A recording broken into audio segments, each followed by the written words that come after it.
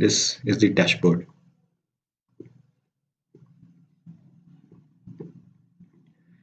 The dashboard has some important components, and all this can be made using whatever I've shown up till now in the previous videos. This is completely based on those. For example, here we see the previous year 2019's profit or loss.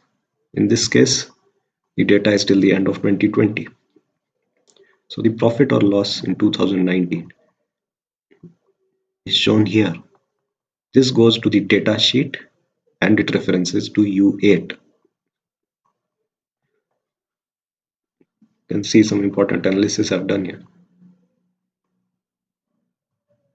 I've used sum, VLOOKUP, index, etc. So you can see here in U8 I have calculated the net profit in 2019. Here it is for 2020. In the same way, I've made different calculations here, and these have helped me to get the key performance indicators. These have reflected here. This comes from the table from the last row. I've made this equal to its subtotals column. The best zone has come from this table again. I've used a max formula for it. Biggest customer, again, is a sum if used there, and so on. Total policies was a simple count. Here is a macro to show only KPIs. I've simply referenced this area from that macro. It's the simplest application, and these have basically been equated to the cells above. So it is a simple way of seeing only the KPIs from here. These are all obtained from pivot tables, which we have already seen.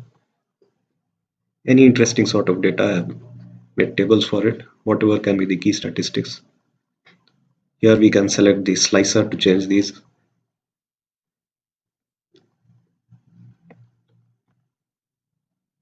These are the pivot tables themselves. You can use different criteria from here, different filters.